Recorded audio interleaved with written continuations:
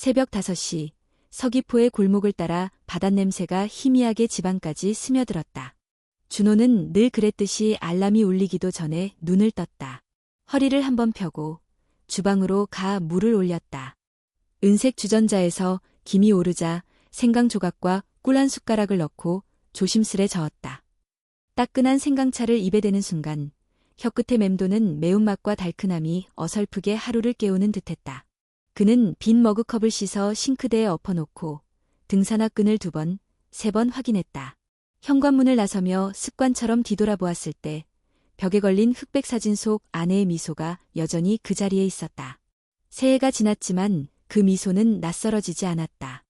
한라산 둘레길로 향하는 길은 아직 어둑했다. 택시가 몇 대 지나가고 출근길 버스 첫 차가 멀리서 헤드라이트를 흔들었다. 바람이 바닷가에서 불어와 귤밭 사이로 난 좁은 흙길 위에 소리 없이 내려앉았다. 준호는 2 손을 주머니 깊숙이 넣고 걸음을 재촉했다. 정상까지 갈 생각은 없었다. 요즘 무릎이 종종 신호를 보냈다. 그저 숲길에서 숨을 고르고 돌아오면 그걸로 충분했다. 등산로 입구에 들어서자 흙냄새가 진하게 코끝을 쳤다. 밤새 내린 이슬에 젖은 관목들이 무릎을 스쳐 지나갔다. 새가 분명 가까이서 울고 있는데도 나뭇잎이 흔들리는 소리에 묻혀 정확한 방향을 찾기 어려웠다. 숨이 가빠지기 시작할 즈음 앞쪽 숲이 조금 트인 곳에 작은 천막과 간이 의자가 보였다. 연두색 비닐 아래 작은 화로가 깜박거리고 주전자 2개가 따끈한 김을 토해냈다. 중년의 여성 몇 명이 장갑을 끼고 컵을 닫고 있었다. 생강꿀차 한 잔 드릴까요? 누군가 맑은 목소리로 물었다. 준호는 고개를 끄덕이며 의자 하나를 끌어앉았다. 2 손을 비비던 손끝이 다시 따뜻해지는 데는 오래 걸리지 않았다. 종이컵을 건네받으면서 자연스레 눈이 갔다. 그때였다. 천막 뒤에서 누군가 고개를 들었고 짧게 묶은 흰 머리카락 사이로 선명한 이마가 드러났다. 잔잔한 눈매, 살짝 마른 볼, 옅은 베이지색 바람막이. 그가 알던 그 얼굴과 닮아 있었다. 아니, 닮았다는 말은 모자랐다. 같은 사람이었다. 혜진. 이름은 목젖 아래 어딘가에서 맴돌다가 겨우 숨과 함께 마음속으로 떨어졌다. 반세기 전 학교 뒤편 은행나무 아래에서 그 이름을 수없이 불렀다. 더는 부르면 안 된다고, 부를 수 없는 이름이라고, 그날 이후로 2번 다시 입에 올리지 않겠다고 다짐했던 이름이었다. 혜진은 그를 못 본 척한 건지 아니면 정말 몰라본 건지 천천히 걸어나와 다른 손님에게 컵을 건넸다. 준호는 시선을 거두지 못했다. 손에 든 컵에서 김이 얼굴로 올라와도 혀끝이 데일 듯 뜨거워도 그의 눈은 계속 그 방향을 향해 있었다. 잠시 후 혜진의 시선이 그를 스쳤다. 아주 잠깐. 옆얼굴을 타고 지나가는 낯선 바람을 확인하듯 그녀는 눈을 한 번 더 깜빡이고는 고개를 끄덕였다. 따뜻한 차 더 필요하시면 말씀하세요. 그녀가 조용히 말했다. 네, 준호의 대답은 열에 눌린 종이처럼 얇았다.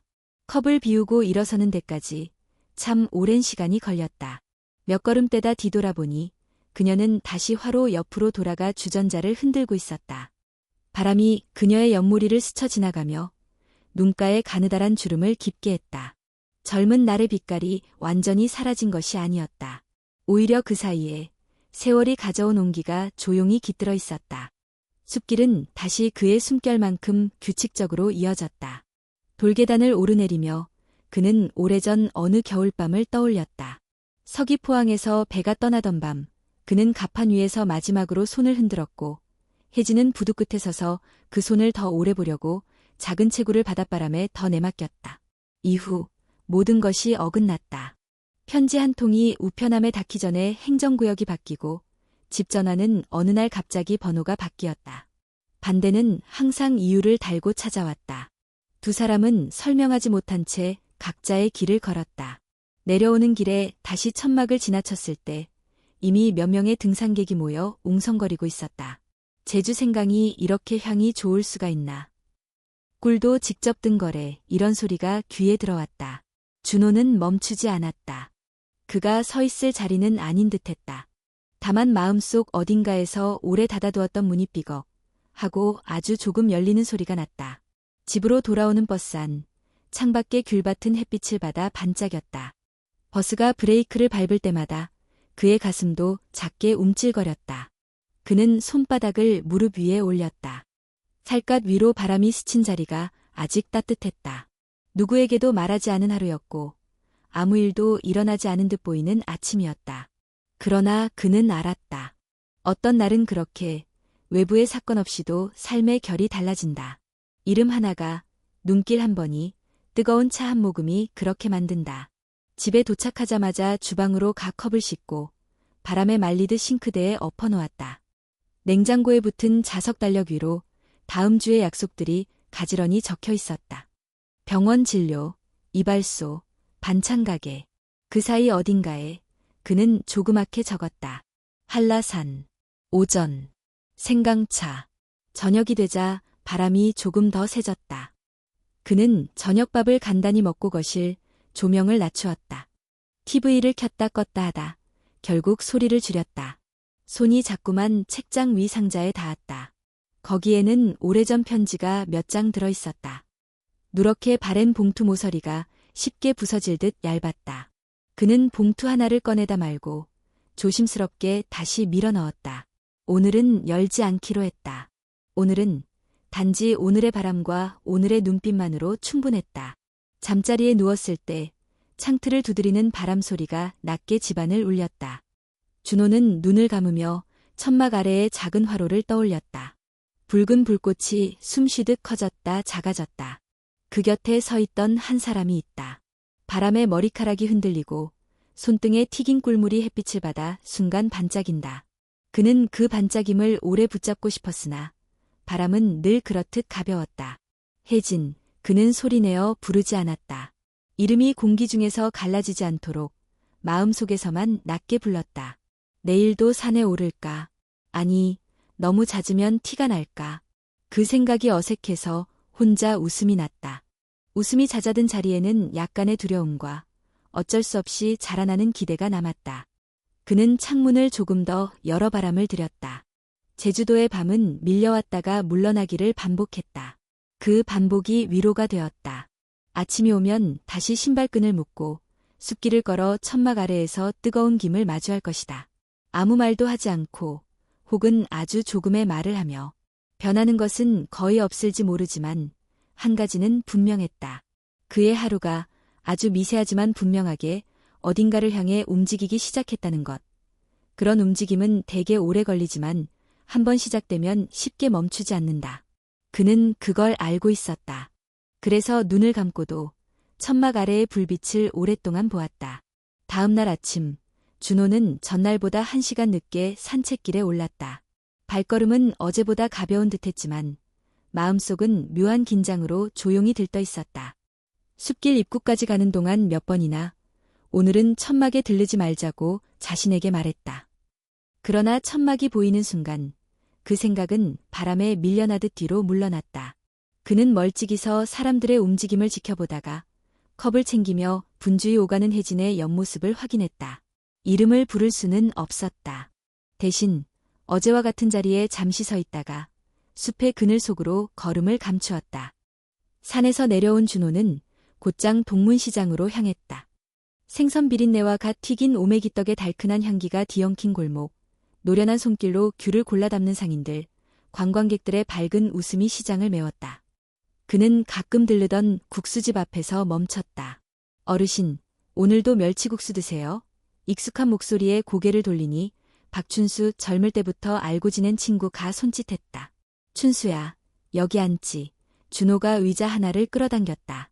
면발이 삶아지는 소리와 함께 김이 피어오르는 동안 두 사람은 안부를 묻고 지난밤 뉴스 얘기를 건넸다. 그러다 춘수가 문득 몸을 앞으로 숙였다. 형, 요즘 한라산 숲길에 뜨는 장사가 있대.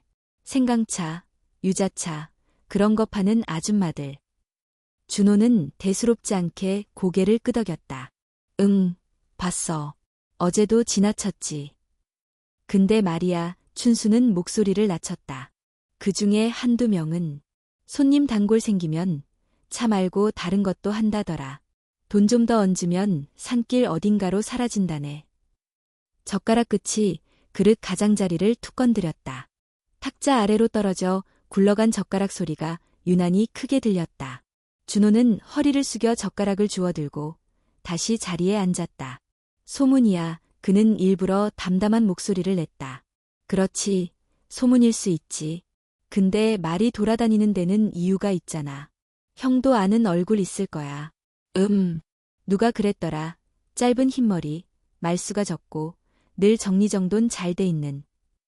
그만하자. 준호는 말을 끊었다. 목구멍이 갑자기 말랐다. 멸치국수에 국물을 한 모금 삼켰지만 그 짠마디 혀에 제대로 닿지 않았다. 춘수는 준호의 표정에서 무언가를 읽은 듯했다. 형, 그냥 조심하라는 소리야. 형이 괜히 마음 다치면 안 되니까. 그는 어깨를 으쓱하며 젓가락을 들어올렸다. 소문이란 게 잡을 수도 없고 씻을 수도 없는 거라. 국수를 다 먹을 때까지 두 사람은 더 이상 그 이야기를 꺼내지 않았다. 계산을 마치고 시장을 나오는 길, 귤 상자 위에 손바닥만 한 가격표가 붙어 있었다. 5,000원, 10,000원. 숫자들이 갑자기 낯설게 느껴졌다. 금액이라는 게 무엇을 바꾸고 무엇을 망가뜨릴 수 있는지 그 무게를 그는 잘 알고 있었다. 오후, 다시 산길로 향했을 때 천막 주변은 오전보다 한산했다. 바람이 바뀌었는지 나뭇잎들이 반대 방향으로 흔들렸다. 준호는 조금 더 가까이 다가갔다. 혜진은 화로 옆에서 주전자를 들어올리며 따뜻한 김을 확인했다. 그때 젊은 남자가 한 사람, 단정한 패딩을 걸치고 천막으로 들어섰다. 이모, 오후에 들를게요. 지난번 어르신 댁 서류건 같이 도와주셔야 해요. 남자의 말투는 익숙한 듯 단정했다. 그래, 연락해. 혜진이 짧게 답했다. 남자는 작은 봉투 하나를 내려놓고 갔다. 혜진은 봉투를 천막 안쪽 상자에 넣고 아무렇지 않게 컵을 닦았다. 준호의 시야가 좁아졌다. 오후에 들른다. 봉투. 단어들이 서로 연결되어 얄팍한 그림을 그려냈다. 믿고 싶지 않았지만 믿지 않자니 마음속에 파문이 더 크게 번졌다. 그는 바람을 등에 지고 그 자리에서 조용히 멀어졌다. 그날 밤 그는 쉽게 잠들지 못했다. 라디오에서 클래식 채널을 틀어놓았지만 잔잔한 현악은 마음을 달래주지 못했다. 책장 위 상자를 내려와 오래된 편지 하나를 꺼냈다. 노란색이 바랜 봉투 위에 당시 주소가 또박또박 적혀 있었다. 제주시동. 우표 자국의 둔탁한 선이 손끝에서 거칠게 느껴졌다.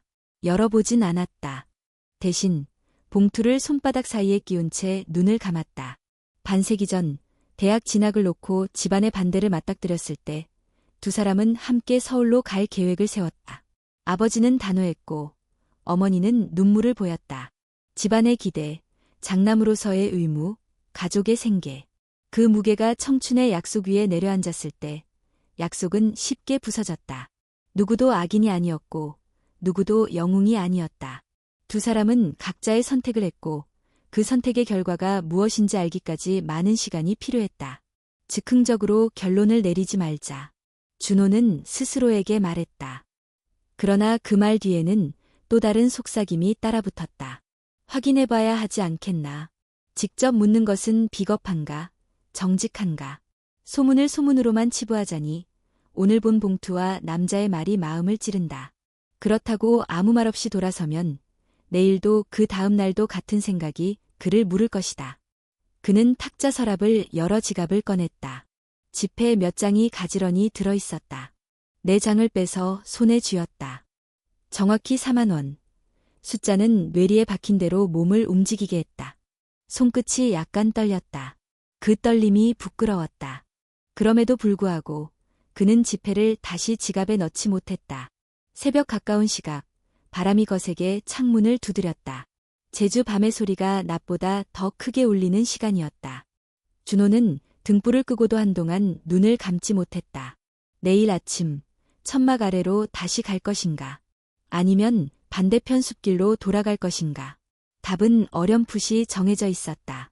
비겁함과 정직함 사이에서 그는 가장 서툰 방법을 고르려 하고 있었다. 그는 자리에서 일어나 싱크대로 갔다.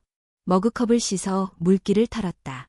컵이 말라가는 동안 그의 마음도 뭔가를 말리고 있는 듯했다.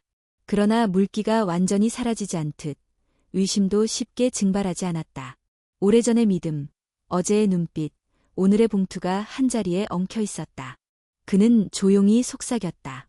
내일이면 알게 되겠지. 그리고 자신도 모르게 이어서 덧붙였다.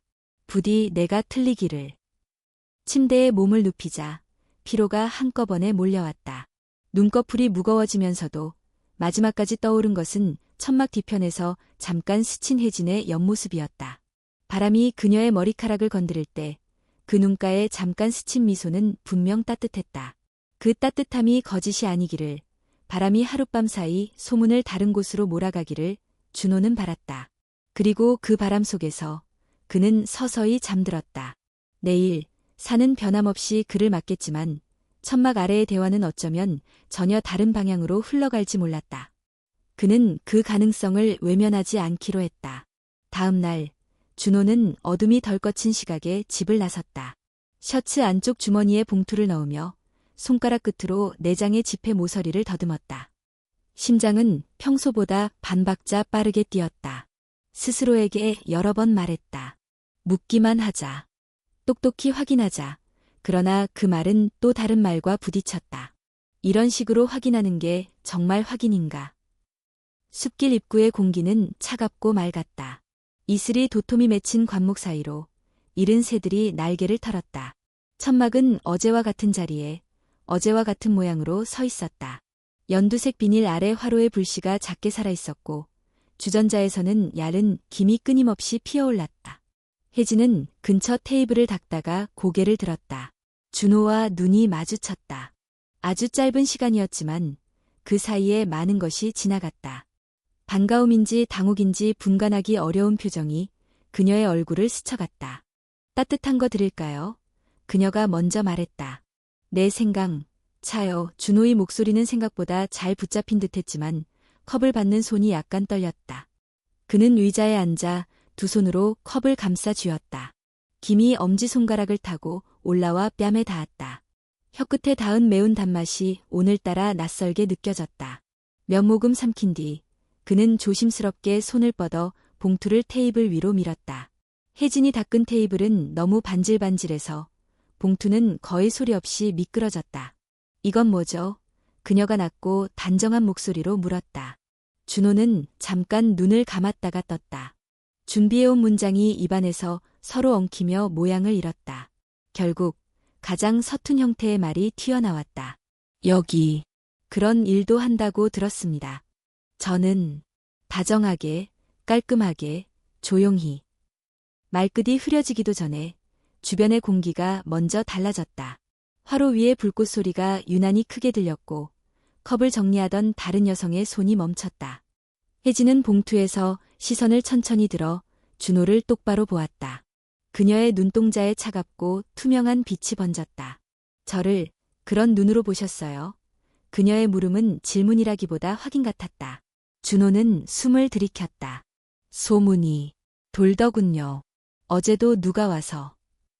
그 다음은 생각보다 더 빨랐다. 탁 하는 소리와 함께 그녀의 손바닥이 그의 뺨에 닿았다. 세게 때린 것은 아니었다.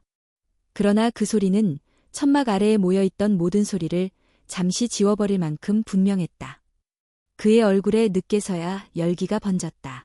누군가가 작은 비명처럼 세상에 하고 속삭였고 다른 누군가가 이런 아침부터 하고 혀를 찼다. 혜진은 봉투를 그의 쪽으로 밀어 돌려보냈다. 이번에는 봉투가 의자 다리에 걸려 멈췄고 그의 손등에 가장자리가 스쳤다. 그녀의 목소리는 떨지 않았지만 끝이 약간 갈라졌다. 다시는 이런 이야기 꺼내지 마세요.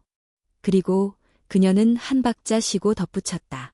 제가 일하는 이 자리, 제가 지키고 싶은 겁니다. 더럽히지 마세요. 준호의 입이 열렸다가 닫혔다. 제가 미안합니다. 저는 그만하세요. 옆에서 컵을 닦던 여성이 끼어들었다. 아침부터 손님도 없는데 이런 소리까지 들어야 해요? 등산객 몇 명이 사태를 눈치채고 슬그머니 자리를 떴다. 누군가는 혀를 차며 고개를 저었고 누군가는 호기심 어린 눈을 감추지 못했다. 준호는 자리에서 일어났다. 의자 다리가 바닥을 긁는 소리가 뻣뻣하게 울렸다. 봉투를 집어들며 손끝에 묻은 종이의 건조한 거칠기가 유난히 명확했다. 컵 가장자리에 입을 한 번 더 갖다 댄다는 건 더 큰 물에 같았다. 그는 고개를 숙이고 천막을 벗어났다. 숲길이 그의 체온을 빼앗아갔다. 바람은 늘 불던 그대로 불었는데 오늘은 유난히 뺨에 차갑게 스며들었다. 내려오는 동안 그는 몇 번이나 뒤돌아보고 싶은 충동을 참았다. 봉투는 셔츠 속에서 더 무거워진 듯했고 종이컵에서 묻어나온 생강향이 아닌 묵은 종이 냄새가 그의 숨에 달라붙었다. 집에 도착해 신발을 벗고 나서야 그는 봉투를 꺼내 쓰레기통 옆에 놓았다가 다시 집어들었다. 버리는 건 쉽게 끝나는 일이었다. 하지만 쉽게 끝내서는 안 될 일인 듯했다. 거실 벽의 사진 속 안에는 여전히 잔잔하게 웃고 있었다. 준호는 사진 앞에 앉아 두 손을 포개었다. 나 잘못했네 소리가 공기 중에 사라지기 전에 다시 한번 그 말을 했다. 잘못했네. 그날 오후 그는 시계를 몇 번이나 들여다봤다. 어느 시각에 천막이 접히고 언제쯤 다시 펼쳐지며 그녀는 몇 시쯤 숲을 떠나는지 파악하고 싶었지만 나가지 않았다. 나간다면 더 초라해질 것 같았다. 밤은 길었다. 라디오 대신 아무 소리도 틀지 않았다. 어제의 봉투와 오늘의 봉투가 머릿속에서 서로 바뀌어가며 하나의 큰 오해로 부풀었다. 그는 기억을 되짚어 젊은 남자의 목소리를 다시 재생했다. 어르신 댁 서류건 같이 도와주셔야 해요. 그 문장이 오늘은 다르게 들렸다. 서류, 어르신, 도와주셔야. 정직한 단어들이었다. 그는 이 말을 짚었다. 나는 왜 가장 싼 해석을 골랐을까? 다음 날 오전 그는 산에 가지 않았다. 식탁에 앉아 멍하니 창밖을 바라보다가 정오가 다 되어서야 자리에서 일어났다. 오후 늦게 겨우 마음을 다잡고 숲길로 향했을 때 천막은 여전히 있었지만 혜진은 보이지 않았다. 다른 여성들이 컵을 닫고 누군가는 새로운 비닐을 펼쳤다. 어제 그분 안 나오세요? 준호가 조심스럽게 물었다. 누군가가 고개도 들지 않은 채 말했다. 오늘은 그만둔다고 했어요. 다른 이가 쓴웃음을 지었다. 뭐, 별일 다 있죠. 아침부터 봉투 밀어놓는 사람도 있고. 말끝이 가시처럼 박혔다. 준호는 더 묻지 않았다. 제가 민폐를 끼쳤네요. 그가 이렇게 말했는지 아니면 마음속으로만 중얼거렸는지조차 분간하기 어려웠다. 숲길을 내려오면서 그는 결심했다. 하루 이틀, 아니 며칠이라도 시간을 두자. 감정이 가라앉을 시간을. 그리고 그 후에 제대로 사과하자. 봉투 없이, 핑계 없이 오해를 덜어내기 위한 사과를. 입술 사이로 말이 새어나왔다. 제발 기회를 주오. 하지만 그 기회는 쉽게 오지 않았다. 다음 날도 그 다음 날도 천막 아래에 혜진의 자리만 비어 있었다. 그녀가 쓰던 컵닦기 천만 다른 사람의 손에 들려 이리저리 움직였다. 그는 가까이 가보지도 못하고 그냥 지나쳤다. 주변의 소리들이 오늘따라 더 크고 더 둔탁했다. 저녁, 그는 동문시장 근처를 한 바퀴 돌았다. 익숙한 상인 몇 책에 슬쩍 물었지만 돌아오는 대답은 대개 어깨를 으쓱하는 몸짓뿐이었다. 어디서 일하는지, 어디 사는지, 누가 알겠는가. 제주에서 사람 하나를 찾는 일은 생각보다 훨씬 넓은 바다를 건너는 일과 같았다. 집으로 돌아오는 길, 바람이 유난히 세게 불었다. 그는 문 앞에서 잠시 멈춰섰다. 안으로 들어가면 또 긴 밤이 기다리고 있을 것이고 그 밤은 여러 개의 만약과 여러 겹의 후회로 채워질 것이다. 손잡이를 잡고 돌리려다 그는 주머니에서 작은 메모지를 꺼냈다. 흔들리는 글씨로 한 줄을 적었다. 내일 다시 올라가 본다. 그리고 그 아래 아주 작게 덧붙였다.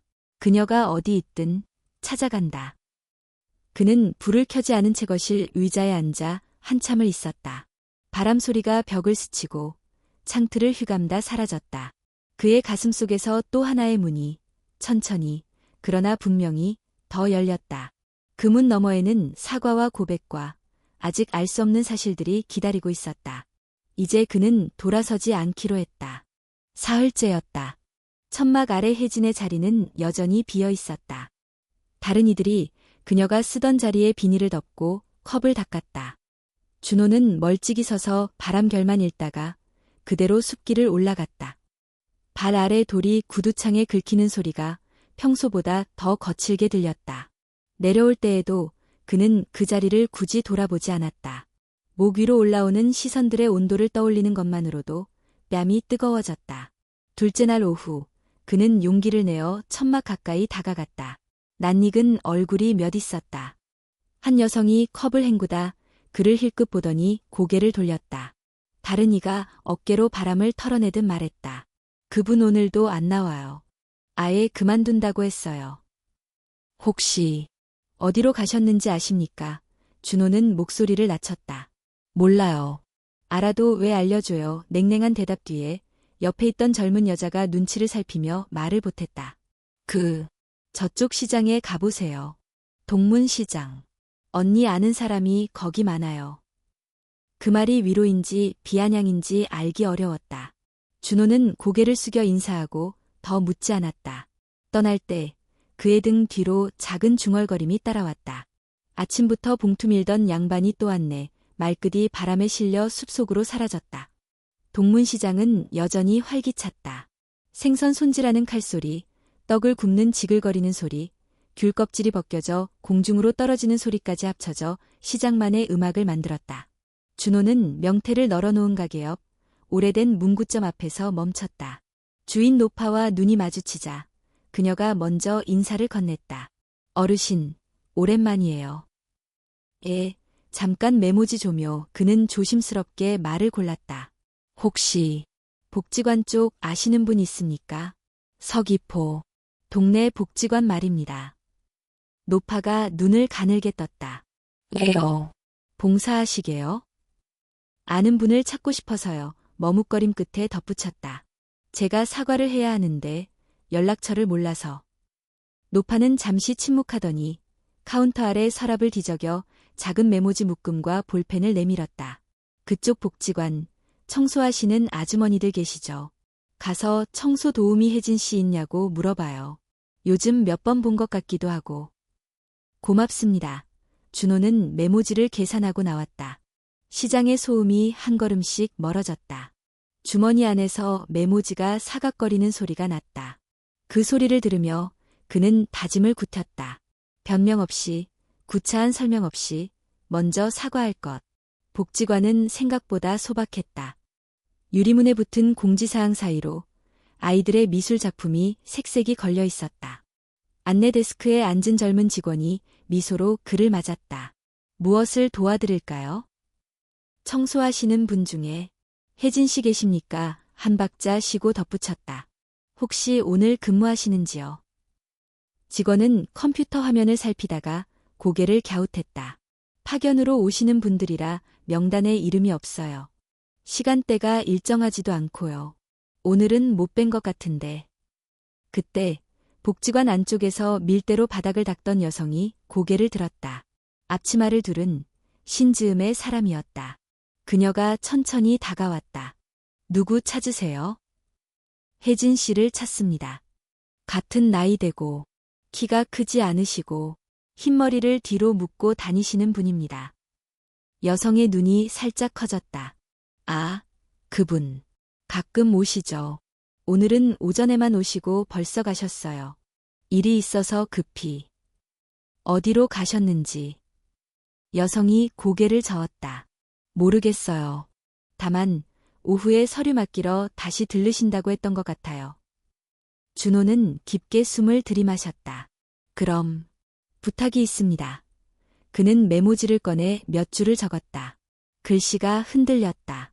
고쳤었다. 2번이나. 결국 그는 가장 간단한 문장을 골랐다. 제가 큰 잘못을 했습니다. 변명하지 않겠습니다. 잠시만 시간 내주시면 복지관 앞벤치에서 기다리겠습니다. 오전 10시든 오후 4시든 언제든 괜찮습니다. 준호. 여성은 종이를 받아들고 고개를 끄덕였다. 전해드릴게요. 복지관을 나서는 길, 그의 어깨에서 뭔가가 조금 내려앉는 듯했다. 바람이 건물 모서리를 돌며 간판을 흔들었다.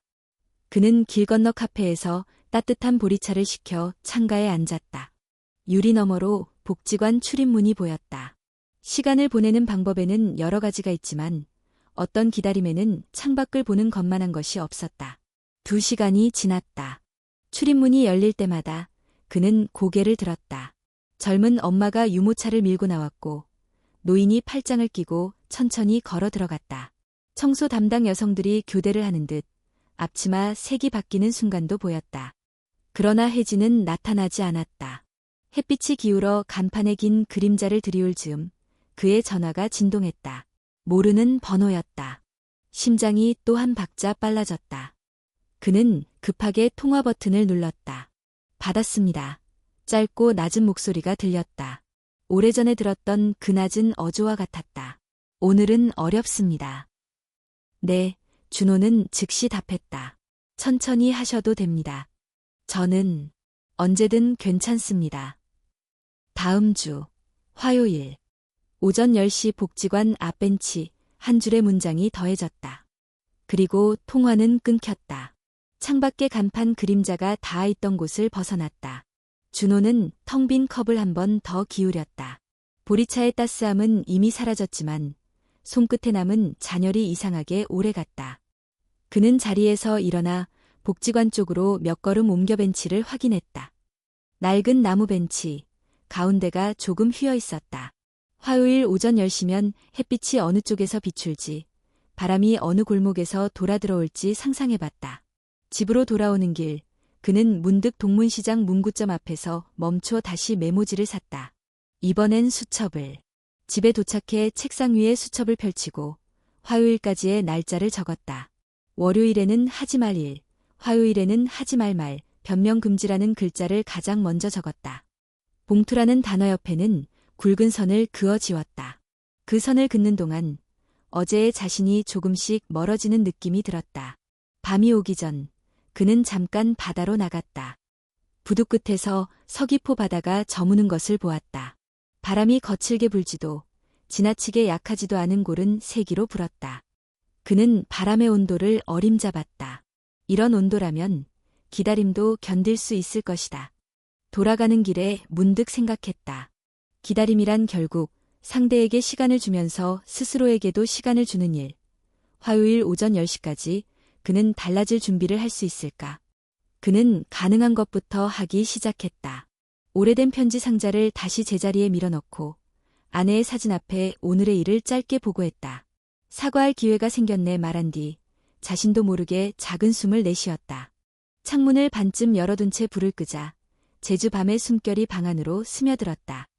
그는 침대 옆 탁자 위에 수첩을 올려놓고 눈을 감았다. 천막 아래 화로 대신 복지관 앞 벤치가 떠올랐다. 거기에 앉아있을 두 사람의 실루엣이 바람 속에서 서로 조금씩 가까워지는 장면을 그렸다. 그 장면이 현실이 되기까지 남은 날들을 손가락으로 세마다가 어느새 깊은 잠에 빠져들었다. 화요일 아침, 준호는 약속 시간보다 30분 먼저 복지관 앞에 도착했다. 바람은 바다 쪽에서 불어와 복지관 유리문을 얇게 떨게 했고 벤치 위 낡은 나무판에 서늘함을 깔았다. 그는 자리를 닫고 앉았다. 햇살이 빌딩 모서리를 돌아 천천히 벤치 반쪽을 밝히고 있었다. 손목시계를 두어 번 보았으나 초침은 여전히 일정하게만 움직였다. 기다림의 시간은 늘 그렇듯 길게 늘어졌다. 10시가 가까워질 무렵 복지관 문이 열리고 사람들이 드나들었다.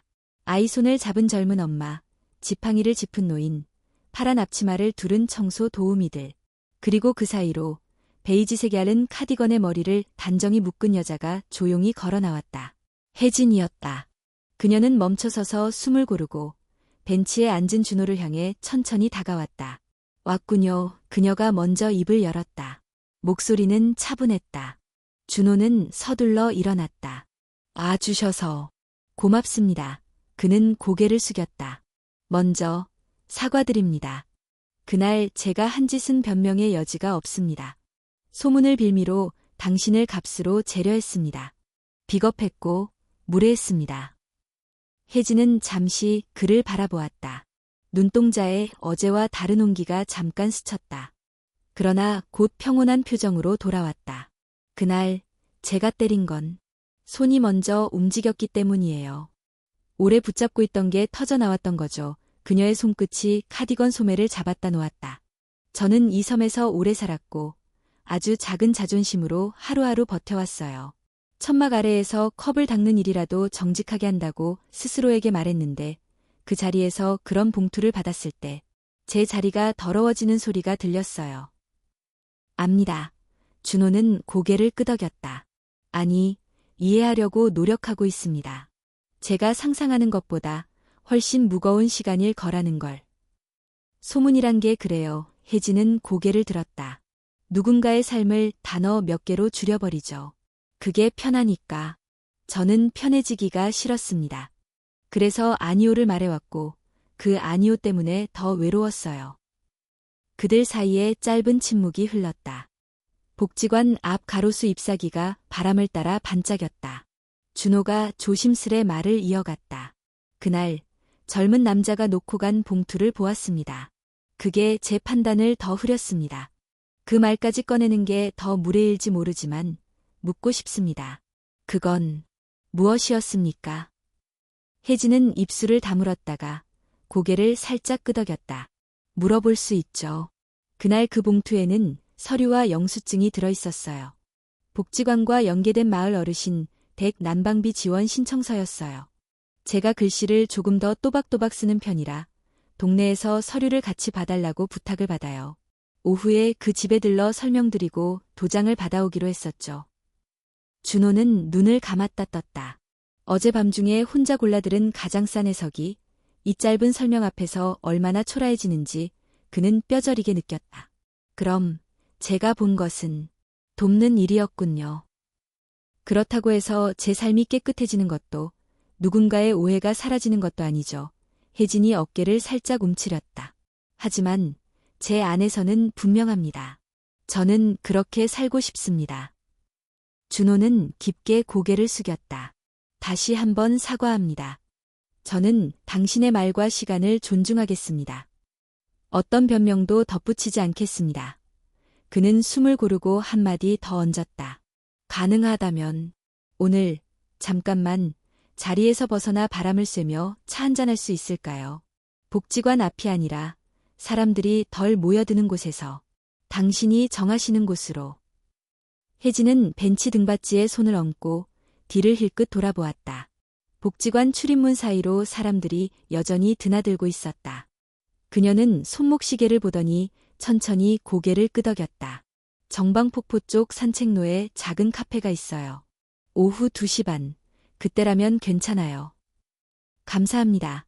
준호의 목소리가 아주 약간 밝아졌다. 약속 시간까지 그는 집에 들러 정장을 갈아입지 않았다. 대신 낡았지만 깨끗한 셔츠에 얇은 외투를 걸쳤다. 바다 바람에 목이 시릴지 몰라 목도리를 챙길까 하다가 지나친 준비는 오히려 마음을 들키게 할 것 같아 그만두었다. 정방폭포 옆 산책로를 따라 난 보도블록은 햇빛을 받아 반짝였다. 물 한 개가 미세하게 공중을 떠다녔다. 카페는 작았다. 창문 밖으로 바다가 반쯤 보이고 오래된 라디오에서 조용한 재즈가 흘렀다. 준호가 자리를 잡고 앉자고 혜진이 문을 열고 들어왔다. 그녀는 카운터에서 귤차를, 준호는 보리차를 주문했다. 뜨거운 잔이 탁자 위에 놓이자 두 사람 사이의 공기가 조금 풀렸다. 여긴 자주 오세요? 준호가 물었다. 가끔. 혜진이 잔을 손바닥으로 감쌌다. 정방 쪽은 관광객이 많지만 이 카페는 골목 아니라 조용하거든요. 그들은 처음에는 계절 이야기를 했다. 귤꽃이 언제 피고 바람이 어느 방향에서 불어올 때 바다는 어떤 색을 띠는지. 오래지 않아 대화는 자연스럽게 과거와 현재의 삶으로 흘렀다. 혜진은 남편이 일찍 세상을 떠난 이야기, 서울에 있는 딸이 바쁘게 살아가는 이야기, 연금만으로는 빠듯해 천막에서 차를 팔기 시작한 이야기를 했다. 처음엔 손이 떨려서 컵을 자주 깨뜨렸어요. 그래도 손이 익더군요. 차를 끓이는 일은 묘하게 마음을 다독여요. 어떤 날은 내 마음에 먼저 따뜻함이 들어오는 느낌이에요. 준호는 자신이 해온 일과 아내를 떠나보낸 날의 공기를 짧게 말했다. 그리고 덧붙였다. 혼자 사는 시간이 길어지면 정직과 무례의 경계가 흐려질 때가 있어요. 아무도 보지 않으니 내 마음의 소리만 커지고 그 소리에 굴복할 때가 있죠. 그게 그날이었습니다. 혜진은 잔을 들어 입술을 적셨다. 사람은 다 실수해요. 중요한 건 그 다음에 뭘 하는가죠. 그녀는 창밖을 한번 바라보았다. 파도가 바위를 씻기고 물거품이 생겼다 사라졌다. 그리고 제가 부탁 하나 해도 될까요? 말씀하세요. 천막 쪽엔 당분간 오지 말아주세요. 제가 다시 설 자리를 만들 때까지. 대신 이렇게 다른 곳에서 만나요. 복지관 벤치, 바닷가, 골목 안 카페. 사람들이 귀 기울이지 않는 곳에서. 약속합니다. 준호는 즉시 대답했다. 해가 서서히 기울고 카페 창틀에 금빛이 얹혔다. 자리를 정리하며 혜진이 가볍게 웃었다. 오늘은 이만 갈게요. 오후에 서류를 다시 보러 가야 해요. 그녀가 일어나며 덧붙였다. 그리고 다음번엔 내가 차를 대접할게요. 천막 말고 내가 집에서 끓인 귤차로. 기다리겠습니다. 준호는 문까지 배웅했다. 문을 여는 순간 바람이 안으로 밀려들었고 귤향과 바다향이 한순간 겹쳐졌다. 그는 그 겹침을 오래 기억하고 싶었다. 헤어지고 나서 준호는 정방폭포 옆 난간에 잠시 섰다. 폭포의 물줄기가 햇살을 받아 은빛으로 부서졌다. 그 광채는 과하지 않았고 눈부셨지만 오래 보아도 피로하지 않았다. 그는 주머니에서 작은 수첩을 꺼냈다.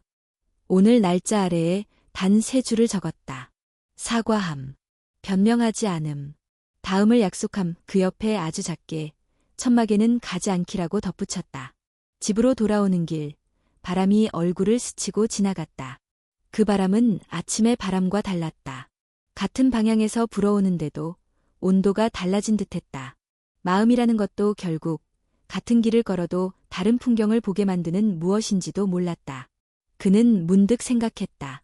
오늘의 사과는 시작일 뿐, 이 시작이 어디로 이어질지 모른다 해도 적어도 이제 그는 방향을 잃지 않을 것이다. 밤이 되어 창문을 닫기 전 그는 다시 수첩을 펼쳐 다음 약속을 확인했다. 복지관 앞, 벤치, 정방 카페, 그리고 귤차 3단어가 그의 하루를 새로운 방식으로 묶어주고 있었다. 그는 등불을 끄며 조용히 말했다. 고맙소. 누구에게 하는 인사인지 자신도 알 수 없었지만 그 마른 방 안에 오래 머물렀다. 제주 밤의 호흡과 섞여 느리게 사라졌다. 다음 약속은 일주일 뒤였다. 혜진이 말했던 대로 이번에는 천막도 카페도 아니었다. 서귀포의 골목 안, 낮은 돌담이 이어지는 집들 사이로 작은 현관문이 있었다. 초인종을 누르면 귤꽃 같은 향이 스며 나왔다. 문이 열리자 따스한 온기가 바람을 밀어냈다. 들어오세요. 혜진이 슬리퍼를 내밀었다. 거실은 크지 않았지만 깔끔했다. 빛이 잘 드는 창 아래 작은 탁자가 있고 그 위에 유리병에 담긴 귤잼이 햇살을 받아 오렌지색으로 반짝였다. 벽에는 오래전에 찍은 듯한 사진 2장이 걸려 있었고 책장에는 얇은 문고판 책들이 단정히 꽂혀 있었다. 싱크대 위 주전자에서 김이 오르며 은은한 달큰함이 퍼졌다. 귤차 금방 될 거예요. 어제 밤새 끓였거든요. 제주 귤이 한창이라. 향이 좋아요. 그녀가 컵 2개에 조심스럽게 잼을 덜었다. 뜨거운 물을 부으니 잼이 천천히 풀리면서 투명한 빛깔이 잔안에 번졌다. 준호는 컵을 양손으로 감싸 쥐었다. 따뜻함이 손끝을 넘어 팔까지 올라왔다.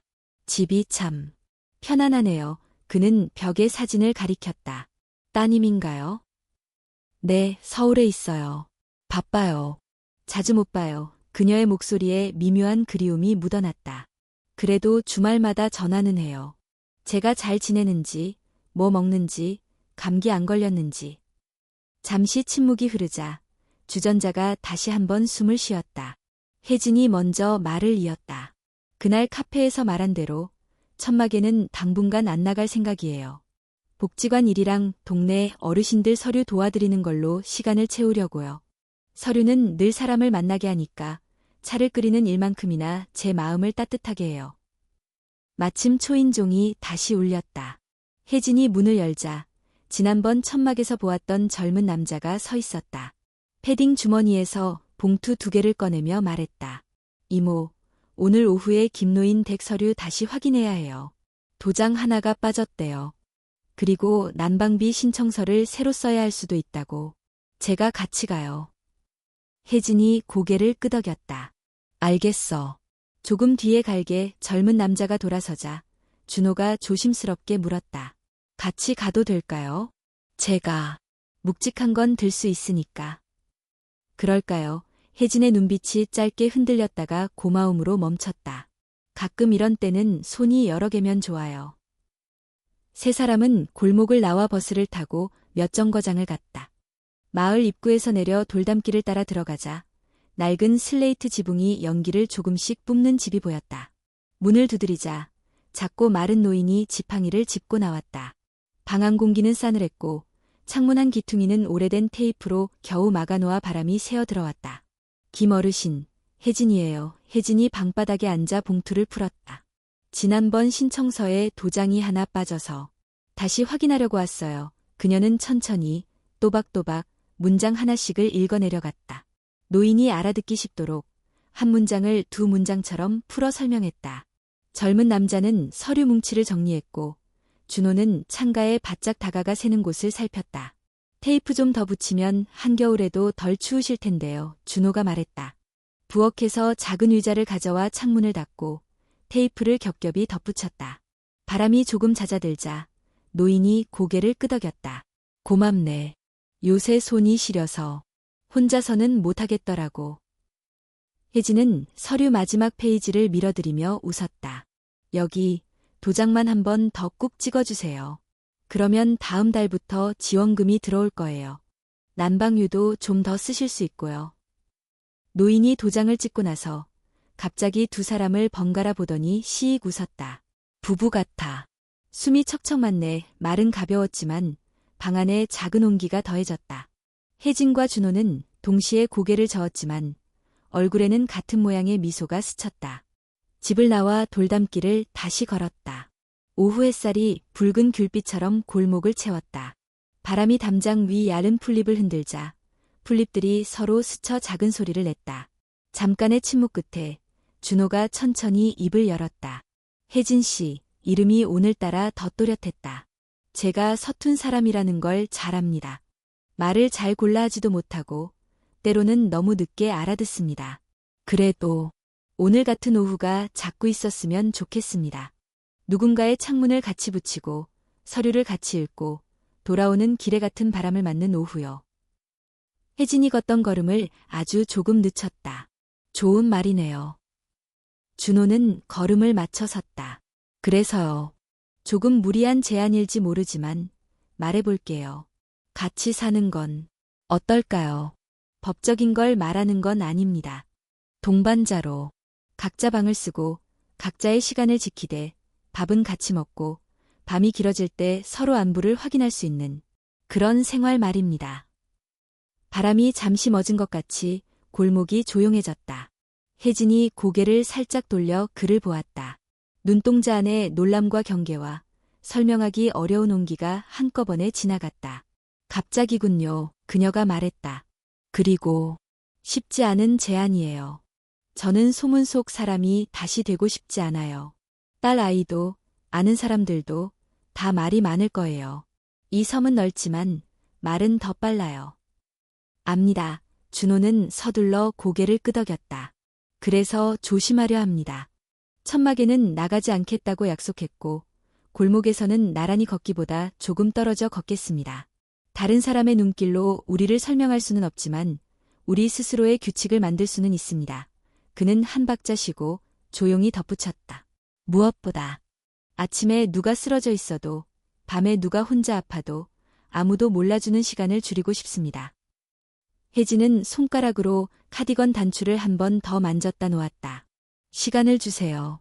마음을 정리하고 딸과도 이야기를 해야 해요. 제가 혼자 선택하고 혼자 감당할 수 있는 나이이긴 하지만 그래도 말은 해야 하니까요. 얼마든지요. 준호는 미소를 지었다. 서두르지 않겠습니다. 보름이면 어떻습니까? 그동안 저는 방 하나 정리해 볼게요.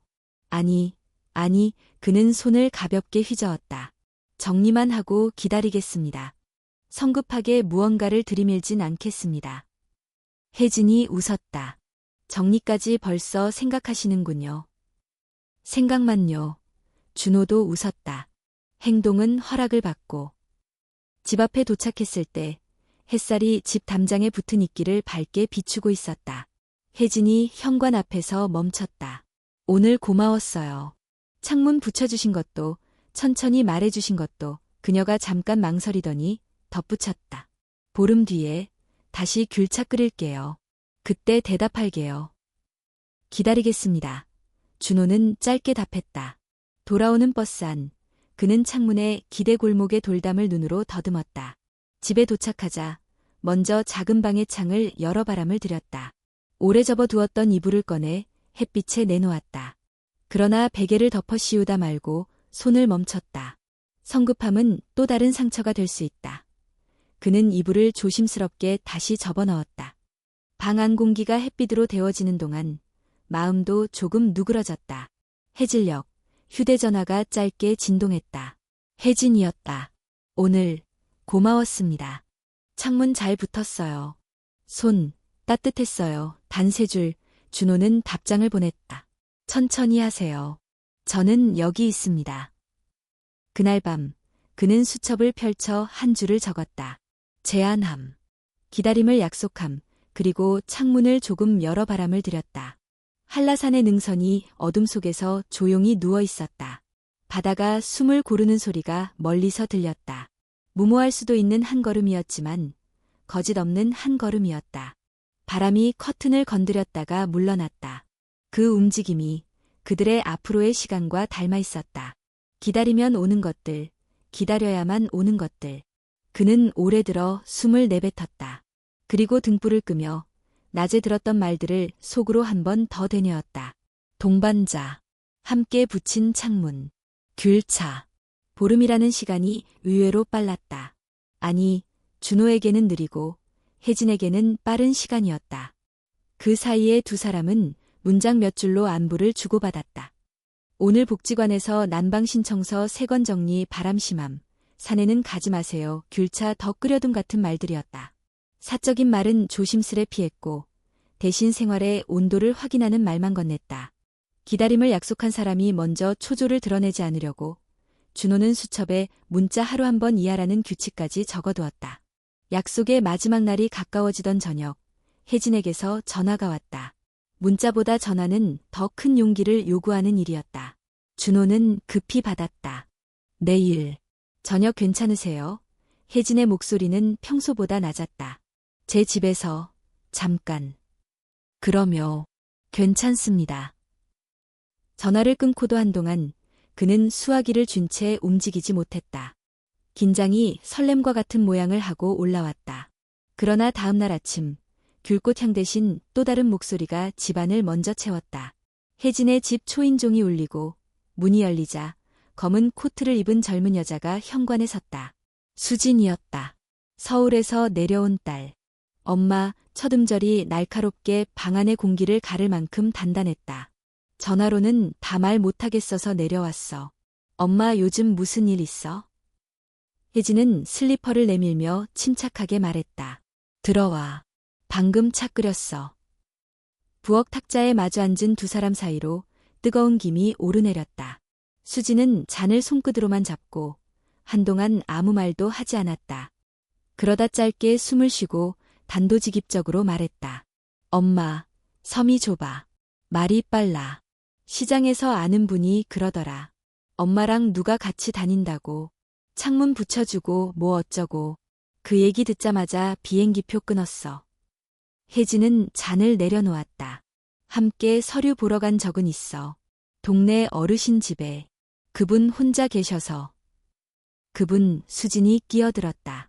그분이 누군데? 엄마가 요즘 자주 언급하는 정직한 분? 혜진은 잠시 고개를 숙였다가 다시 들었다. 준호 씨야. 오래전 알던 사람. 한동안 오해가 있었는데 풀었어. 지금은 같은 방향을 보고 걷는 사람이야. 같은 방향을 보고 걸으면 같이 살아야 해. 수진의 목소리가 조금 높아졌다. 엄마가 제일 잘 알잖아. 이런 이야기가 어떻게 돌아다니는지. 난 엄마가 상처받는 거 더는 못 보겠어. 현관 밖에서 조심스레 노크 소리가 났다. 약속한 시간이었다. 혜진이 자리에서 일어나 문을 열었다. 준호가 문턱에서 멈춰섰다. 신발을 벗기도 전에 방 안의 공기에서 대화를 읽을 수 있었다. 그는 고개를 숙여 인사했다. 안녕하세요. 저는 윤준호라고 합니다. 수지는 자리에서 일어서지 않았다. 그를 훑어보는 시선은 예에 바른 것 같았지만 단단한 벽이 먼저 서 있었다. 서울에서 온 딸입니다. 실례지만 어머니와 어떤 관계이신가요? 준호는 서두르지 않았다. 의자 끝에 조용히 앉으며 말했다. 도움을 같이 드리는 사이입니다. 복지관 일, 동네 어르신들 서류, 그리고 어머님과 차를 마시며 이야기를 나누는 사이죠. 제가 바란다면 더 가까운 사이로 가고 싶습니다. 하지만 서두르지 않겠습니다. 당신이 허락하지 않으면 한 발도 앞으로 나가지 않겠습니다. 수진의 입술이 잠깐 떨렸다. 말은 좋네요. 그런데 제가 모르는 사이 엄마 인생에 누가 들어와 있어요. 저는 그게 불편해요.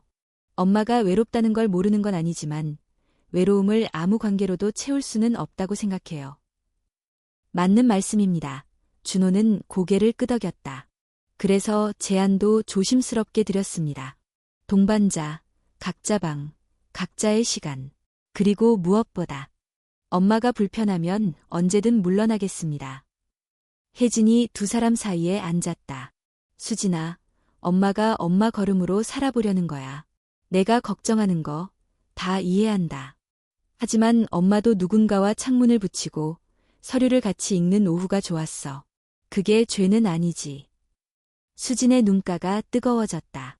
엄마, 난 엄마 잃을까 봐 무서워. 서울로 데려갈게. 잠깐이라도 엄마가 어떤 결정을 하든 먼저 내 옆에서 쉬었으면 좋겠어. 여긴 너무 말이 빨라. 준호는 손을 모았다. 제가 빠지겠습니다. 그는 천천히 일어섰다. 잠깐 서울 가셔도 좋습니다.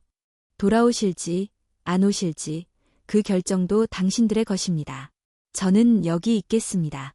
문자를 하루에 한 번 보낼지 일주일에 한 번 보낼지 그마저도 원치 않으시면 보내지 않겠습니다. 혜진이 글을 올려다보았다. 짧게 고맙다는 눈빛이었다. 저녁 약속은 미룰게요. 수진이랑 이야기를 해야 하니까. 그러며 준호는 미소를 지었다. 천천히 하세요. 집으로 돌아오는 길, 바람이 예고 없이 새졌다.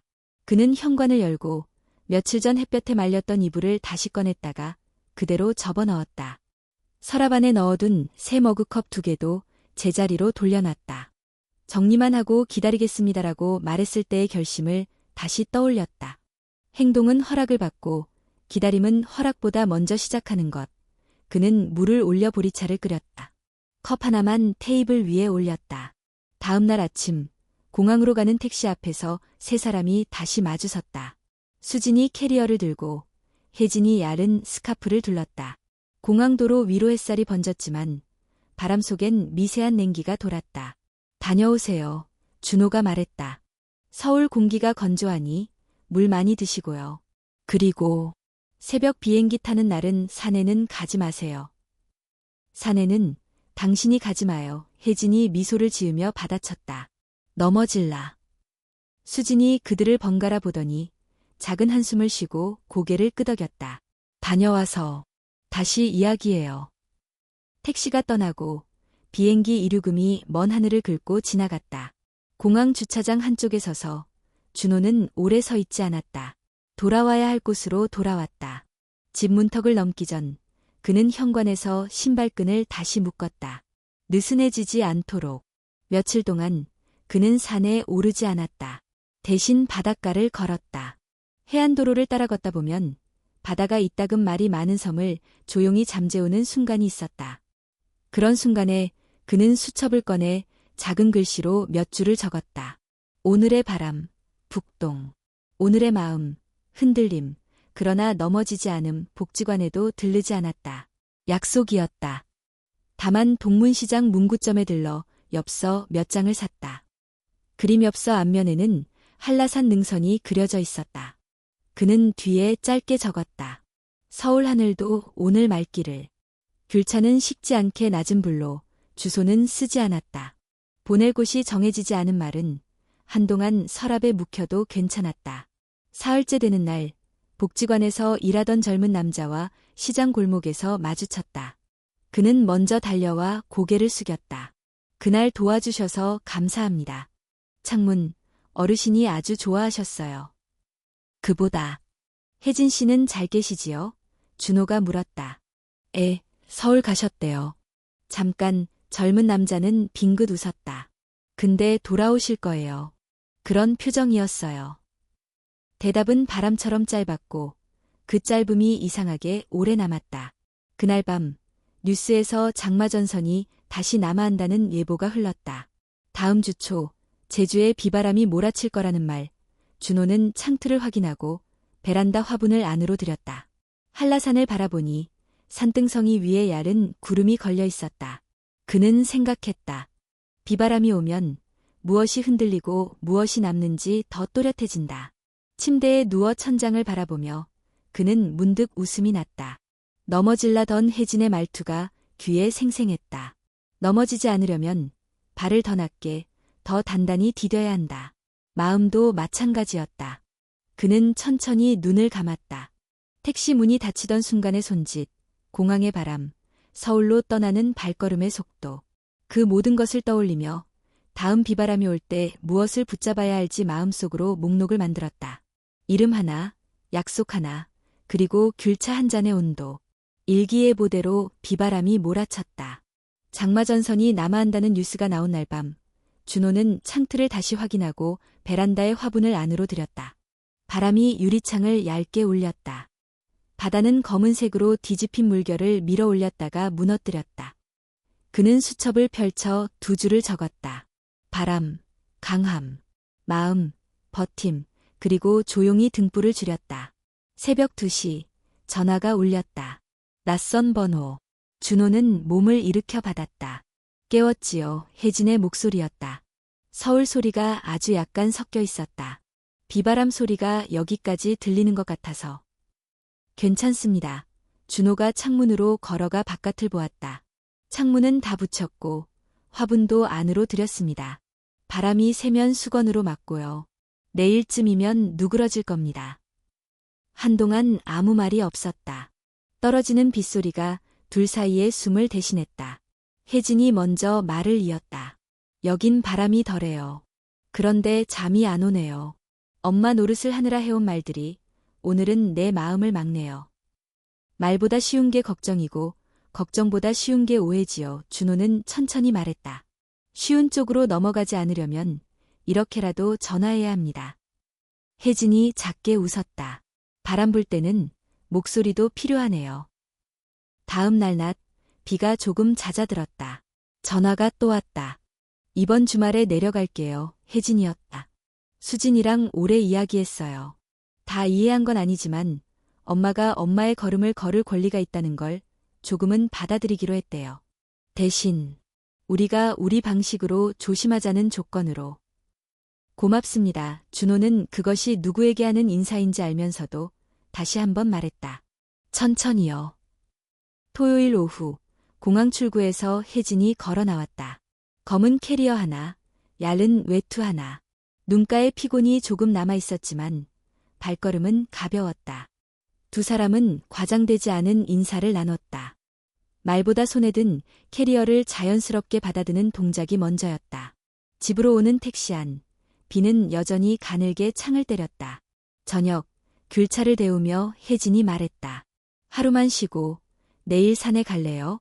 비가 씻고 간 길을 걸어보고 싶어요. 준호는 고개를 끄덕였다. 정상까지는 무리일 수 있어요. 중턱까지만. 가능한 만큼만. 혜진이 웃었다. 가능한 만큼이 요즘엔 가장 좋은 단어 같아요. 일요일 새벽, 하늘은 맑았다. 빗물에 씻겨나간 숲은 색이 더 선명했다. 이끼는 젖은 초록으로 깊었고 돌계단 틈의 흙은 더 검게 차올랐다. 발 아래 물이 고인 웅덩이를 피해가며 두 사람은 천천히 호흡을 맞췄다. 처음엔 말이 적었다. 숨과 발의 박자를 맞추는데 시간이 필요했다. 고도가 조금씩 올라가자 바람의 성질이 바뀌었다. 날카로움이 덜해지고 살갗을 닦아주는 듯한 결이 느껴졌다. 그날 부두에서 기억나요? 혜진이 앞을 보며 말했다. 배가 떠나고 저는 부두 끝에서 더 멀리 보려고 발꿈치를 들었죠. 그때 뒤에서 누가 제 이름을 불렀어요. 돌아봤는데 아무도 없었어요. 나중에서야 알았어요. 그건 제가 제 이름을 불러본 첫 순간이었다는 걸. 준호는 잠깐 걸음을 늦췄다. 나는 그날을 꿈처럼 기억합니다. 손을 흔들던 내 팔이 한동안 내 팔이 아니었지요. 그 뒤로 내가 누군가를 지키겠다고 말할 수 없다는 걸 너무 늦게 배웠습니다. 우리 탓만은 아니었어요. 혜진이 고개를 저었다. 그때는 어른들의 말이 법이었고 집안의 질서가 곧 세계였으니까. 우리가 너무 약했을 뿐이죠. 나무 그늘이 끊기고 하늘이 크게 열리는 지점에서 그들은 잠시 섰다. 산그늘이 바다 쪽으로 길게 드리워지고 멀리 능선 위로 얇은 구름이 줄지어 떠갔다. 혜진이 숨을 고르고 배낭에서 작은 천을 꺼내 땀을 닦았다. 천의 모서리가 낡아 있었다. 그녀는 그 천 사이에서 얇은 종이 한 장을 꺼냈다. 이걸 아직도 갖고 있어요. 노란빛이 도는 엽서였다. 변색된 가장자리, 우표 위에 둔탁한 소인. 뒷면에는 둥근 글씨로 날짜와 짧은 문장이 적혀 있었다. 부두에 바람이 세다. 다음번에는 우리가 같은 바람을 맞을 수 있기를. 준호가 오래전 보낸 엽서였다. 손끝이 가볍게 떨렸다. 그는 말끝을 붙잡지 못했다. 못 보낸 답장이 있었어요. 혜진은 10개 웃었다. 쓴 적은 있는데 붙이지 못했죠. 그런데 이제는 붙일 수 있을 것 같아요. 그녀가 배낭에서 볼펜을 꺼내 엽서 뒷면 아래쪽에 한 줄을 더 적었다. 이제 같은 바람 아래서 그리고 조심스럽게 접어 가슴 주머니에 넣었다. 고도가 더 올라가자 길이 가팔라졌다. 돌 사이의 물기 때문에 발을 어디에 놓을지 더 주의해야 했다. 준호는 몇 번이고 손을 내밀었다. 혜진은 그 손을 잡되 오래 잡지 않았다. 필요한 만큼만 아주 짧게. 정상에 가까워졌을 때 바람이 다시 세졌다. 눈앞이 밝았다. 하늘이 먼저 손을 내밀어주는 듯했다. 정상 표지석이 보이는 곳에서 준호가 멈췄다. 배낭의 작은 주머니를 열어 작은 상자를 꺼냈다. 은빛이 돌에 부딪혀 작게 울렸다. 혜진이 그 상자를 바라보았다. 부담을 드리려는 건 아닙니다. 준호가 조심스럽게 말문을 열었다. 서류를 바꾸자는 말도 집을 하나로 합치자는 말도 아닙니다. 다만 우리가 같은 바람을 맞을 때 서로를 잊지 않겠다는 약속. 서류 없이도 지킬 수 있는 약속을 반지 하나로 기억하고 싶습니다. 상자 안에는 아주 간단한 은 반지 2개가 놓여 있었다. 장식도 각인도 없었다. 햇빛이 살짝 닫혀 얇게 빛났다. 혜진이 반지를 들었다. 손가락에 얹어보니 크기가 완벽하지는 않았지만 불편하지도 않았다. 그녀는 잠시 바람을 들었다 내쉬었다. 제가 두려워하는 건 말이 아니라 시선이에요. 그녀가 낮게 말했다. 하지만 더 두려운 건 시선 때문에 내 삶을 계속 미루는 거예요. 오늘 산에 오면서 생각했어요. 비바람이 씻어준 길을 왜 내 발로 걷지 않겠나. 준호는 대답 대신 반지를 들고 그녀의 손을 받았다. 은태가 손등 위에서 잠깐 차갑게 식었다가 이내 체온에 닮았다.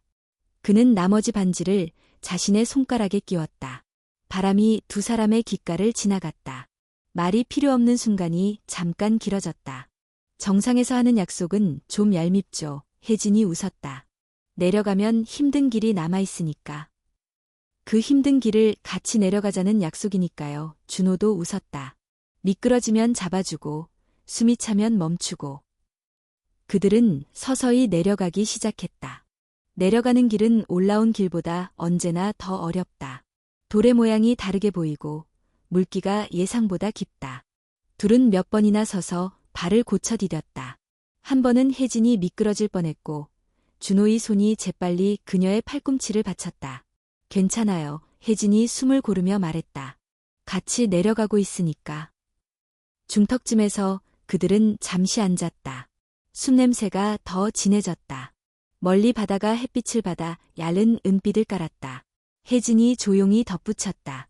수진에게도 말할게요. 반지 얘기를.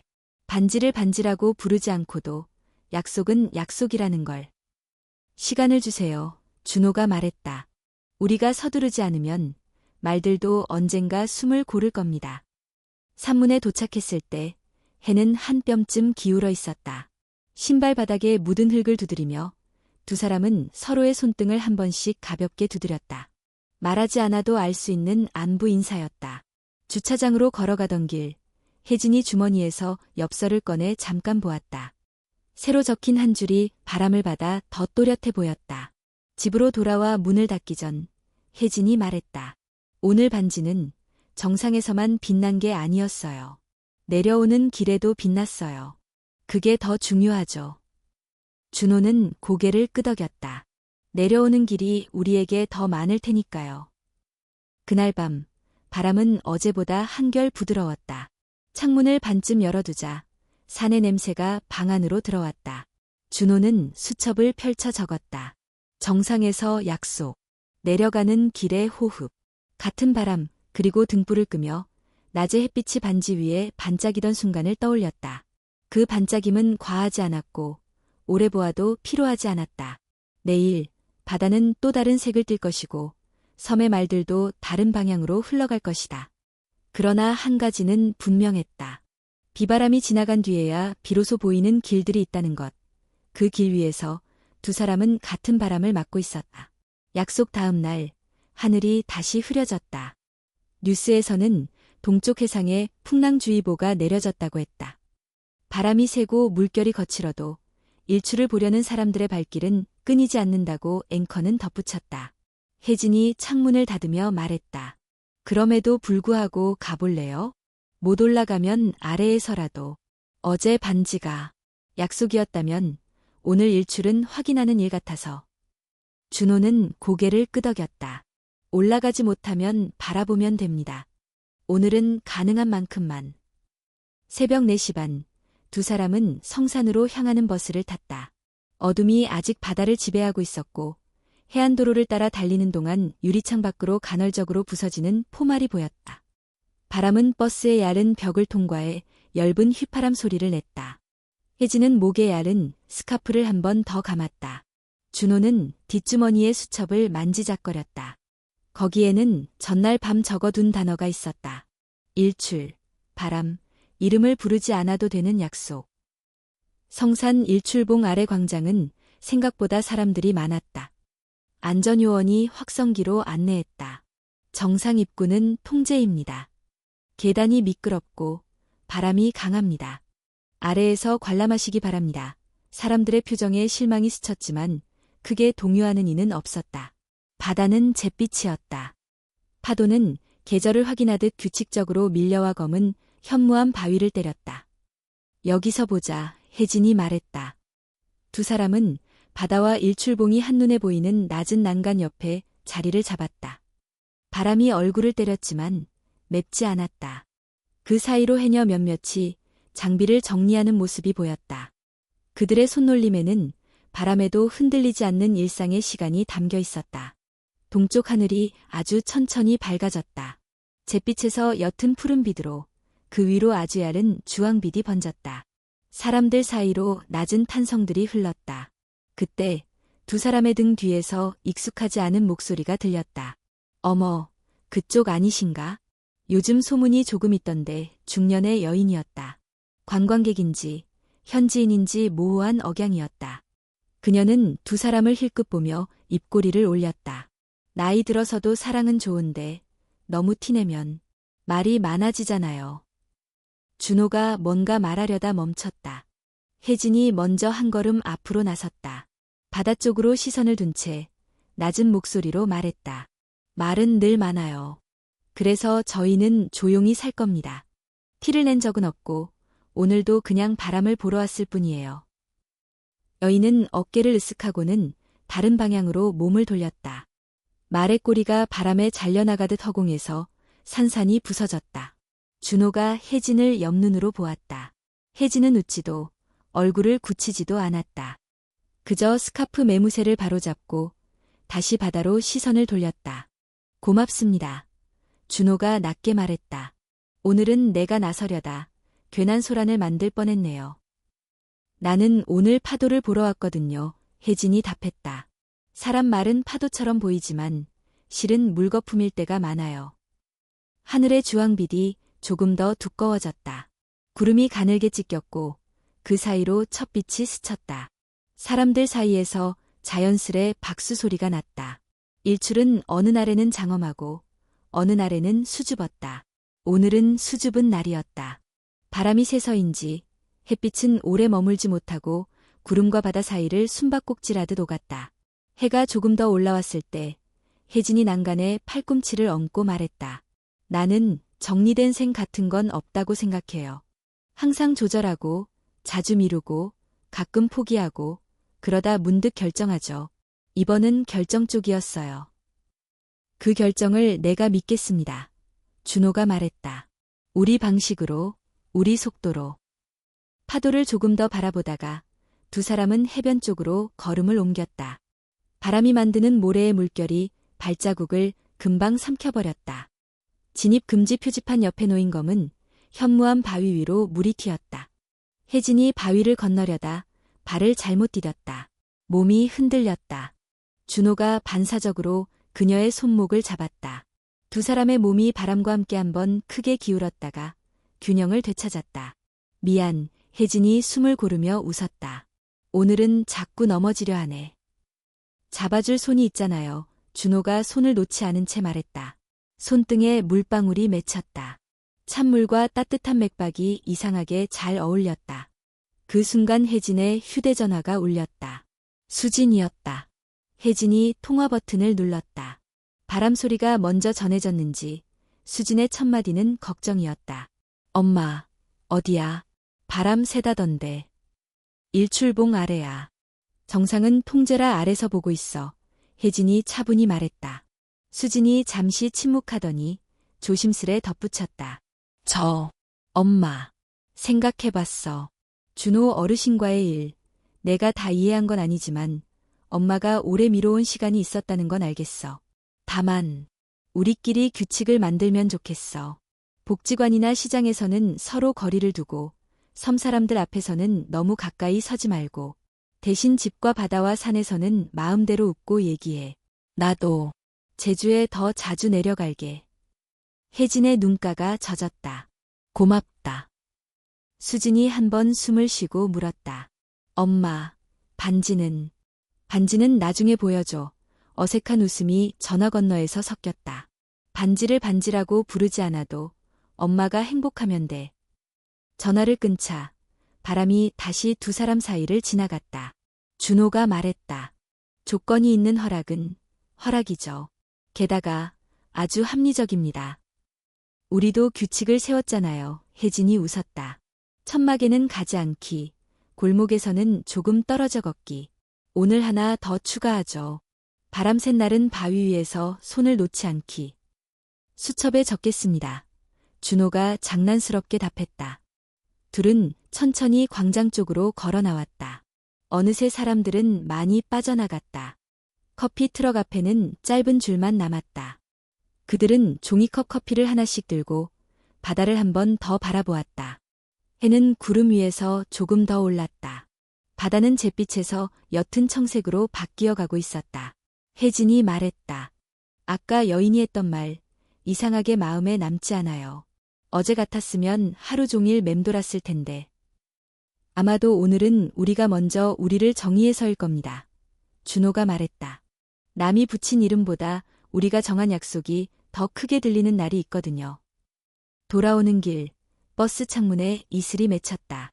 혜진은 가슴 주머니에서 엽서를 꺼내 잠깐 보았다. 이제 같은 바람 아래서 그 아래 작은 글씨로 오늘 날짜를 더 적었다. 그리고 귓속말처럼 덧붙였다. 보낼게요. 이번에는. 집에 도착하자 바람이 한결 잦아들었다. 혜진은 욕실에서 손을 씻고 나와 반지를 한 번 더 확인했다. 반지가 손가락 위에서 가볍게 돌았다. 준호는 주방에서 물을 올렸다. 귤차를 데울까 하다가 오늘은 생강차를 끓이기로 했다. 바람과 바다를 한껏 맞은 날에는 목을 덮이는 매운 단맛이 더 어울린다고 생각했다. 저녁 무렵 문자가 왔다. 복지관에서 함께 일하던 젊은 남자였다. 어르신, 다음 주에 난방비 신청자 모임 있어요. 혹시 오실 수 있으세요? 창문 점검도 같이 하면 좋겠어요. 준호는 가겠습니다라고 답장을 보냈다. 혜진이 물었다. 같이 갈까요? 같이 갑시다. 준호가 웃었다. 같은 바람, 같은 일. 밤이 깊어갈수록 바람 소리는 낮아졌다. 두 사람은 창문을 반쯤 열어두고 등불을 줄였다. 내일은 동문시장에 가요. 혜진이 말했다. 문구점에서 엽서도 사고. 그리고 우체국에서 반송 없는 주소로 보냅시다. 준호가 덧붙였다. 그 엽서가 어디 가서 머무르든 우리의 약속은 여기 남을 테니까. 등불이 꺼지고 창밖 바다가 검은 빛을 조금씩 거두었다. 오늘 일출은 크지 않았지만 충분했다. 일출이 하늘과 바다 사이에서 자신의 자리를 찾듯 두 사람도 말과 시선 사이에서 자신의 자리를 찾고 있었다. 바람이 가벼운 커튼을 스치며 물러났다. 그 움직임을 따라 내일의 일정이 조용히 마음속에 자리를 잡았다. 복지관, 동문시장, 우체국, 그리고 손을 놓지 않기. 귤밭의 주황빛이 서서히 옅어질 즈음 섬의 공기가 달라졌다. 새벽마다 문을 열면 바다에서 불어오는 바람 끝에 아주 얇은 서늘함이 묻어났다. 골목의 돌담은 더 검게 젖어 있었고 나무가지에는 보이지 않는 무게가 하나 더 얹힌 듯했다. 겨울이 오고 있었다. 그 계절은 사람을 조심스럽게 만들었다. 발을 낮게 디디고 말의 속도를 한 박자 늦추고 등을 조금 더 숙이게 했다. 난방비 신청자 모임이 열린 날 복지관 앞마당에는 다양한 코트색이 모였다. 회색, 진청, 올리브. 바람 소리에 목도리를 다시 한번 감아 올리는 손들이 서로 닮아 있었다. 혜진은 복지관 강당에 서류 테이블을 차리고 이름표와 신청서를 종류별로 나눴다. 노인들이 한 명씩 자리에 앉자 그녀는 문장마다 호흡을 나눠 설명했다. 여기, 주소는 여기예요. 난방유 영수증은 추후에 붙여오시면 되고요. 서명은 이 줄에, 도장은 옆에. 준호는 창틀 점검 도구가 든 작은 가방을 들고 강당 뒤편에 섰다. 창문이 잘 닫히는지 문풍지가 떨어지진 않았는지 확인해 드리겠습니다. 잠깐 같이 집에 들러도 괜찮으시면 오늘 오후에라도 그의 말에 몇 사람이 고개를 끄덕였다. 젊은 자원봉사자들과 짝을 지어 가가오호 방문할 명단이 만들어졌다. 모임이 끝나갈 무렵 지난번 창문을 붙여주었던 김 어르신이 지팡이를 짚고 다가왔다. 그날 덕에 밤에 바람이 덜 들어와. 손이 따뜻해져서 잠이 좀 와. 그는 두 사람을 번갈아 보며 웃었다. 난 이런 걸 뭐라고 불러야 하나. 부부, 친구, 동무. 글쎄, 어디 써먹든 좋은 말로 부르면 되지. 주변에서 작은 웃음이 퍼졌다. 비아냥이 아니었다. 겨울 앞에서 사람들의 목소리는 종종 부드러워진다. 난방비 신청서에 도장을 꾹꾹 찍는 소리가 강당을 가득 채웠다. 그 소리는 어쩐지 든든했다. 모임이 끝난 뒤 두 사람은 동문시장으로 향했다. 귤 상자 사이로 김이 나는 어묵탕 냄새가 났다. 문구점 앞에서 혜진이 서성을 거렸다. 엽서, 오늘은 진짜 보내요. 그녀가 고른 것은 눈 덮인 한라산 능선이 그려진 카드였다. 뒤에 짧게 적었다. 부두의 바람 대신 온돌의 온기. 미루지 않기로. 혜진 받는 사람 칸에는 주소 대신 한 줄이 적혔다. 그때의 나. 반송 주소는 비워두었다. 우체국에 들러 엽서를 넣고 나오는 길 준호가 말했다. 나는 수진 씨에게도 하나 보낼래요. 규칙이 습관이 되어가고 있다는 내용으로 그는 웃으며 덧붙였다. 그리고 우리 규칙에 하나 더. 중요한 말은 엽서로도 쓸 것. 며칠 뒤 수진이 내려왔다. 검은 코트 사이로 어린아들이 고개를 내밀었다. 현관에서 신발을 벗으며 수진은 어색하지 않게 말했다. 서울은 바람만 마르고 여기는 바람이 맛있어요. 부엌 탁자에 셋이 마주 앉았다. 혜진은 귤차를, 준호는 보리차를 내왔다. 아이는 온돌 위에서 장난감 자동차를 굴리며 깔깔 웃었다. 엄마, 나는 규칙에 하나 더 넣고 싶어요. 수진이 잔을 들어 따뜻함을 확인했다. 서로 아픈 날은 숨기지 않기. 전화가 2번 울리면 반드시 받기. 복지관이나 시장에서는 한 걸음 거리를 두되 집에서는 마음대로 웃기. 이미 그렇게 하고 있어. 혜진이 웃었다. 이젠 말로도 확인하는 거지. 그날 저녁 세 사람은 시장에서 산굴비를 구워 먹고 고구마를 구워 껍질을 벗기며 오래 앉아 이야기를 했다. 수지는 돌아가기 전에 얇은 목도리를 두 사람에게 하나씩 건넸다. 서울에서 사왔어요. 엄마는 아이보리, 어르신은 잿빛, 준호가 목에 둘러보며 웃었다.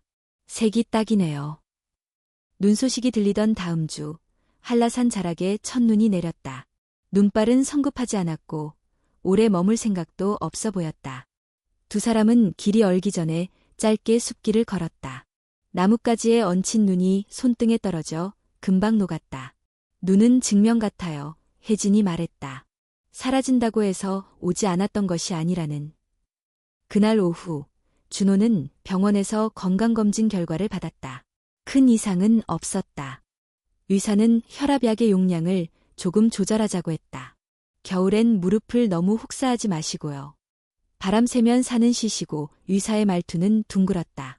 병원 앞에서 버스를 기다리며 준호는 수첩에 적었다. 무릎, 천천히. 바람, 들여다보고. 옆에서 혜진이 물었다. 검진 어땠어요? 그는 결과지를 접어 주머니에 넣으며 고개를 끄덕였다. 괜찮대요. 겨울엔 조심하래요. 그녀가 목도리를 좀 더 올려주었다. 우리는 늘 조심하잖아요. 겨울이 깊어질수록 둘의 하루는 더 또렷해졌다. 아침엔 차를 데우고 낮엔 복지관과 시장 사이를 오가며 필요한 일을 돕고 오후엔 귤껍질을 말려 차통에 담았다.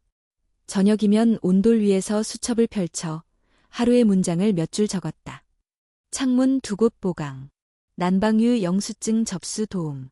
엽서 한 장 더. 어느 날은 동네 사람이 문 앞에 귤 한 봉지를 놓고 가며 쪽지를 남겼다.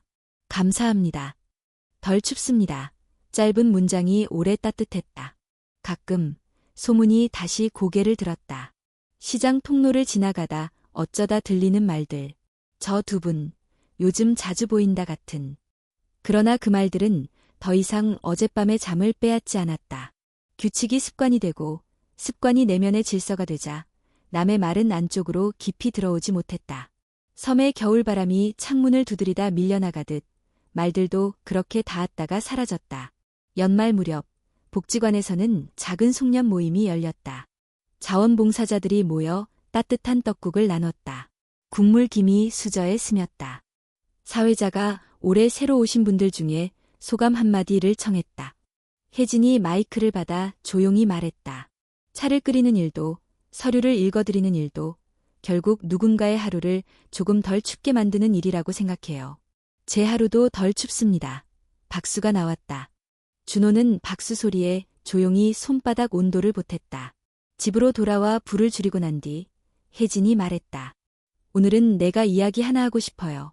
그녀는 장롱 깊숙이에서 오래된 종이봉투를 꺼냈다. 안에는 반년 전 보내지 않고 남겨두었던 답장이 있었다. 오늘 우체국에 또 하나 보냈어요. 이번엔 수신인이 정확해. 윤준호 앞으로. 같은 섬, 같은 골목, 같은 집 받을 주소가 있으니까. 준호는 잠시 말을 잃었다. 그러다 천천히 고개를 끄덕였다. 받을게요. 내일 모레쯤이면 도착하겠지요. 그는 웃었다. 우체국 직원이 웃겠어요. 같은 동네에서 같은 동네로 보내는 엽서니까. 그래도 절차가 중요한 날이 있죠. 혜진이 맞장구 쳤다. 우리의 시간을 확인하는 절차. 그날 밤 바람이 잦아든 창밖에 별빛이 맺혔다. 두 사람은 창문을 조금만 남기고 닫았다. 온돌의 열이 바닥에서 두 손바닥 사이로 올라왔다. 귤차의 향이 은근하게 방 안에 머물렀다. 반지는 등불에 반짝이지 않았다. 대신 피부의 온도에 닮아 빛이 안쪽에서 깜박거리는 듯했다. 일출 보러 또 가요? 준호가 물었다. 눈이 한 번 더 오고 나면요. 혜진이 대답했다. 그때 바람이 덜 매울 거예요. 수진에게서 메시지가 왔다. 엄마, 내년 봄에는 제주에 오래 있을게. 회사에서 재택이 늘었어. 아이도 바다 좋아하니까. 그리고 규칙은 계속 지키자. 덕분에 내가 안심해. 혜진은 고마워. 온돌 따뜻해. 걱정 말라고 답장을 보냈다. 등불을 끄기 전 준호가 마지막으로 수첩을 펼쳤다. 겨울, 도착, 규칙, 습관, 말, 바람처럼. 손, 놓지 않기, 그리고 등불을 눌러 끄며 마음속으로 조용히 덧붙였다. 나이와 계절의 순서가 무엇이든 우리가 만든 질서대로. 창문 밖, 바다는 깊은 숨을 쉬고 있었다. 눈은 올듯 말듯 구름의 가장자리에 걸려 있었다. 집안에서는 두 잔의 김이 나란히 올라왔다. 그 김이 천천히 희미해질 때까지 두 사람은 말없이 앉아 있었다. 말이 없어도 따뜻한 밤이 있다는 걸 겨울은 새삼 가르쳐 주었다. 다음 아침 우체통에 도착할 작은 엽서를 생각하며 그들은 잠들었다. 받는 사람이 있는 말, 도착할 곳이 정해진 마음. 이제 겨울은 덜 추웠다. 그리고 그 겨울이 끝나갈 때쯤에도 서로의 손을 놓지 않으리라는 사실은 확인이 아닌 습관으로 남아있을 터였다.